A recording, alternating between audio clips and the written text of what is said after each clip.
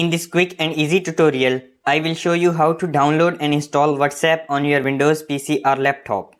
Whether you are using Windows 10, 8 or 7, I will guide you through the steps to get WhatsApp up and running on your computer. Stay connected with your friends and family on a bigger screen. Watch this video to learn how. Don't forget to like, subscribe and share for more helpful tech tips.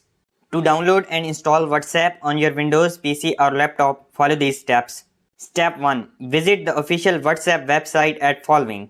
Step 2. Click on the Download for Windows button. Step 3. The download will start automatically. Once it complete, open the installer.